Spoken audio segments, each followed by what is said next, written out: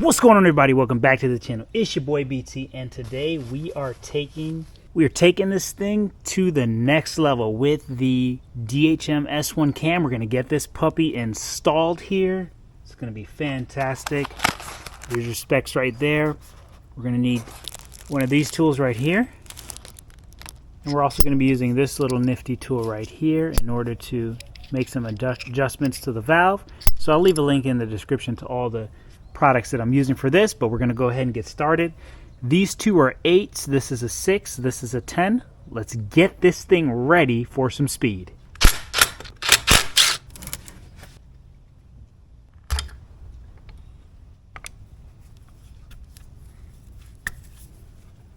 Okay, so this inside here, this is a 17.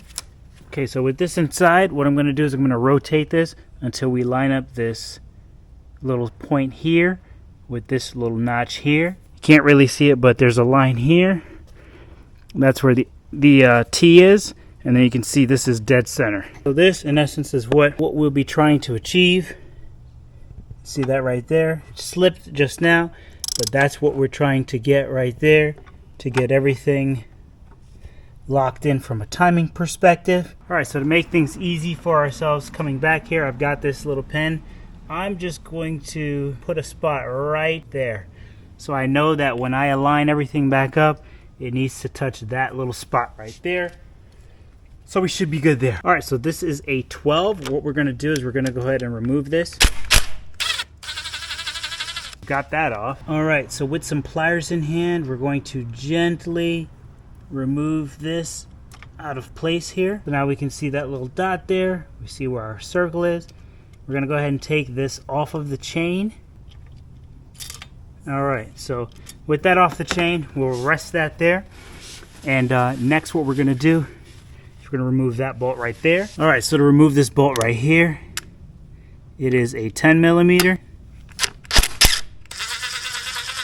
All right, so with that out, next we're going to take off these top covers. This is the in on the top, and then we're also going to take off the bottom as well. So it's a good thing we have our box here. We were able to catch some of that excess fluid that fell out there. Now we're going to move over here, and here's the tool. So what we're going to do is put this here in place, lock this in place, and then we're going to loosen it. Okay, so we got that one loose. And we're going to do the same thing to the bottom.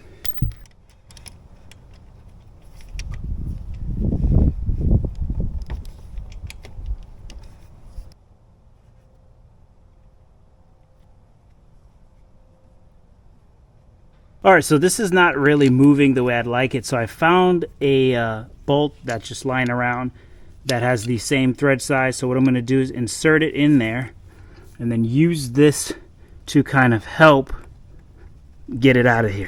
There we go. All right, so it's in there pretty good. So now that we've got that out, gently work it out from there. There we go. Finally got it out. So there's your old cam. There's your new cam. See the differences there.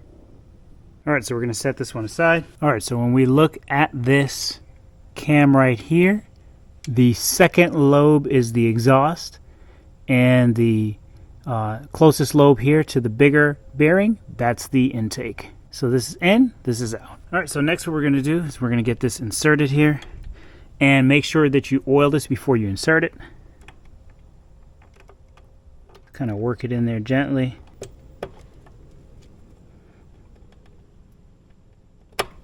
All right, so we are finally set. All right, so now all we're going to do is we're going to take our gear here. We're going to get the chain, get everything back in and aligned here, and we'll use our pliers to help us get everything where it needs to be. So you can see there that little dot that I had put on the chain right there. Now that has helped us to get everything back exactly where it was. So we'll just work this over. Nice and easy. So we can see there, we're good. to go from that perspective. Now we just have to align the cam here so that it will stay in line with this little tab here. Alright, so you can see there was a struggle to get that on.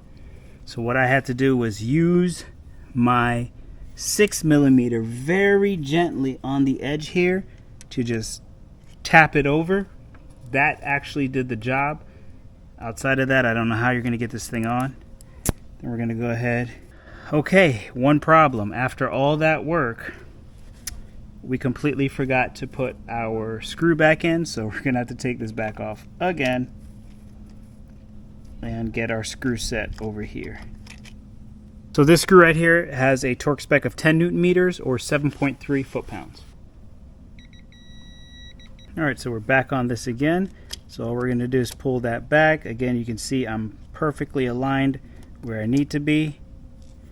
Then we just have to get everything situated yet again in the appropriate spot here.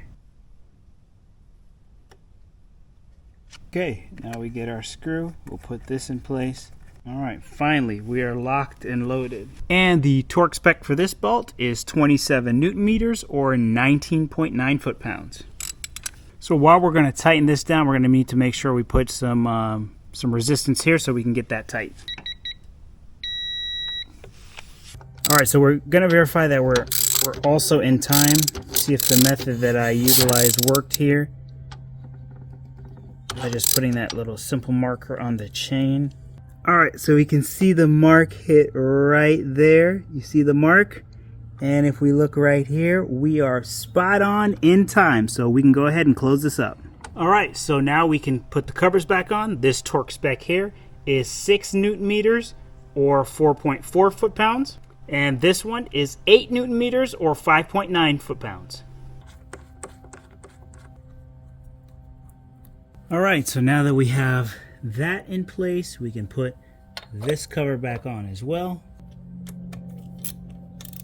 Alright, so now what's left to do is the feeler gauge portion. So we have a 0.005 as you can see here, and the goal is to adjust that so that it has a little bit of drag but not too much. So we got our nifty little tool here, our feeler gauge. We're going to go ahead and get these adjusted. Alright, so what we're going to do now is we are going to be screwing down the square head until we get the appropriate drag that's needed. So all we're going to do is we're going to take our feeler gauge and slide it in between. So that's pretty loose, so we're going to have to put it down some more. So in order to finish this off, what we have to do is hold that in place, and then we're going to tighten down with the 9. We're going to double check it again, make sure everything's still good.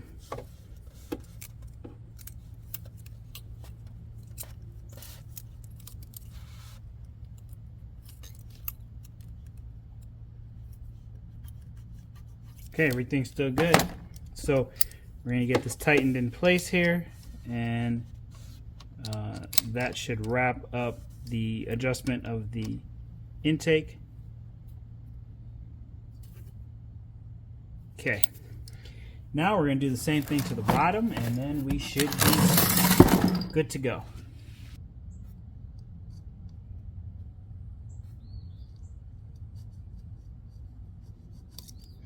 Alright, that feels good there. Yep, feels good. Okay, so that should take care of the adjustments. Okay, so with those adjustments done, we can go ahead, put back in our exhaust here.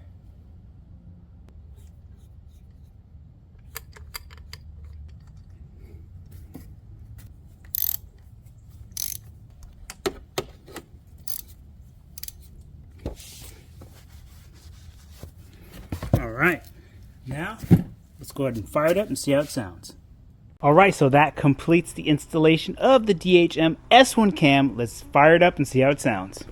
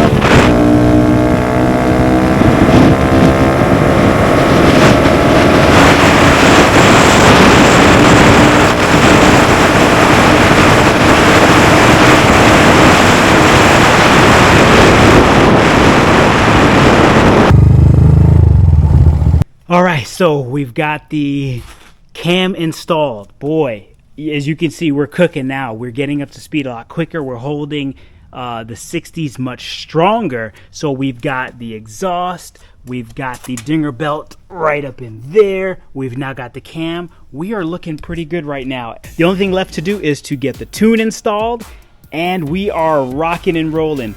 Hope you guys enjoyed this video. I certainly had a blast getting this cam installed, improving the power on this Honda Grom. This even changes the bike to another level. It's your boy BT. Thank you for checking out this video, and I'll catch you guys on the next one.